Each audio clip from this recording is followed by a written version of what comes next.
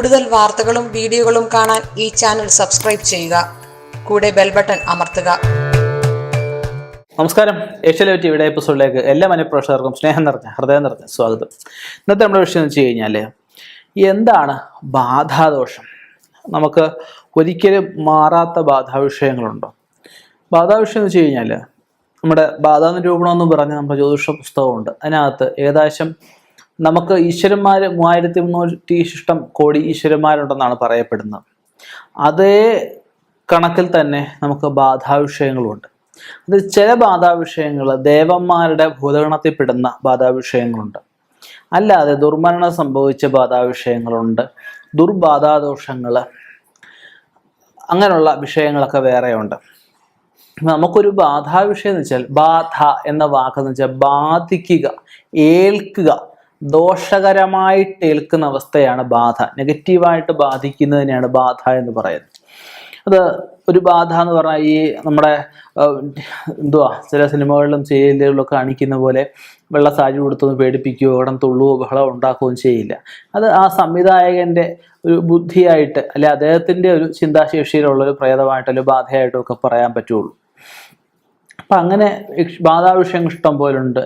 യക്ഷന്മാർ, കിന്നരന്മാർ, യക്ഷികൾ, വടയക്ഷിണികൾ, രക്ഷസുകൾ, ദുർമൂർത്തികൾ, പിശാചുക്കൾ, കഴിപ്പിശാചുക്കൾ, ഇങ്ങനെ ഇതിനെ പല ഭേദങ്ങളിൽ ഓരോ രാശിയിലും ഓരോ ഗ്രഹങ്ങൾ നിൽക്കുന്ന അടിസ്ഥാനത്തിൽ ഓരോ ബാധാവിഷയങ്ങളെ പറയാൻ സാധിക്കും.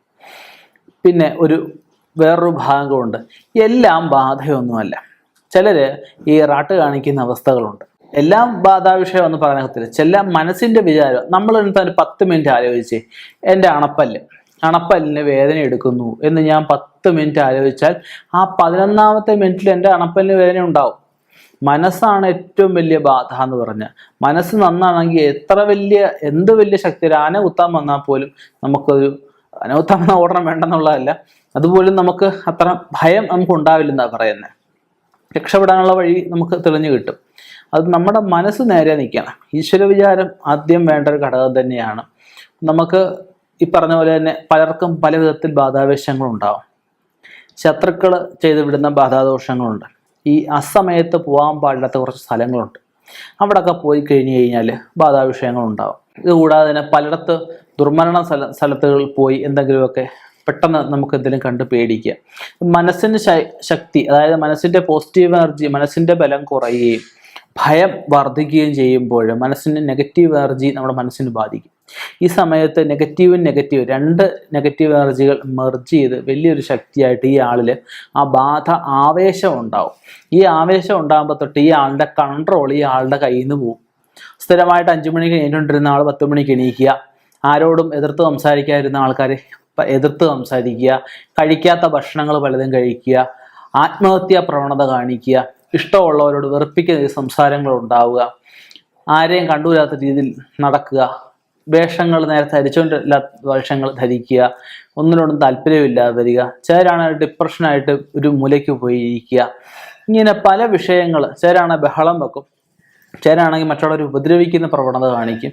അപ്പോൾ ഓരോരുത്തരും ഓരോ രീതിയിലാണ് ഈ ബാധാവിഷയം വന്നു കഴിയുമ്പോൾ കാണിക്കുന്നത്. ചില കാട്ടിക്കൂട്ടലുകൾ ഒഴിച്ചു കഴിഞ്ഞാൽ ചിലതിന് കൗൺസിലിങ്, അല്ലെ സൈക്കാട്രിക് ട്രീറ്റ്മെൻറ്റുകൾ, ഷോക്ക് ട്രീറ്റ്മെൻറ്റ്, അങ്ങനെയുള്ള പലതും ആവശ്യമായിട്ട് വരും. എന്നാൽ മറ്റു ചിലത് ശരിക്കും ബാധാവിഷയമായിട്ട് ഉള്ളതുണ്ട്. ഈ പറഞ്ഞ പോലെ കണ്ട് പേടിക്കുന്നതോ, സുഹൃത്തുക്കളായിട്ടുള്ളവർ മരിക്കുക, അല്ലെങ്കിൽ ഭാര്യയും ഭർത്താവ് ഒരുമിച്ച് പോയി ആക്സിഡൻ്റ് ഉണ്ടാവുക, ഭർത്താവ് ഭാര്യയുടെ മുമ്പ് വെച്ച് മരിക്കുക, ഭർത്താവിൻ്റെ ആവേശം ഭാര്യയിലുണ്ടാവുക, അങ്ങനെ പലവിധ ശരിക്കുമുള്ള ബാധാവിഷയങ്ങളുണ്ട്, ഇല്ലെന്ന് ഞാൻ പറയുന്നില്ല. അപ്പം അങ്ങനെയുള്ള ഏത് തരം ദുർബാധാവിഷയങ്ങളും ആയിക്കോട്ടെ, നമുക്കത് ജ്യോതിഷത്തിലൂടെ കണ്ടെത്താൻ സാധിക്കും. കണ്ടെത്തിക്കഴിഞ്ഞു കഴിഞ്ഞാൽ നമുക്ക് ഓരോന്നിനും ഓരോ വിധത്തിലുള്ള പരിഹാരക്രിയകളാണ് പറയുന്നത്. ചില ബാധകൾക്ക് നമുക്ക് ചോറ്റാനിക്കര പോലെ ക്ഷേത്രങ്ങളുണ്ട്. അവിടെ കൊണ്ടുപോയി ഭജന എഴുത്തി കഴിഞ്ഞാൽ ചില ബാധാവിഷയങ്ങൾ മാറും. ചിലതിനെ നമുക്ക് ഒഴിപ്പിച്ച് മാറ്റേണ്ടതായിട്ട് വരും.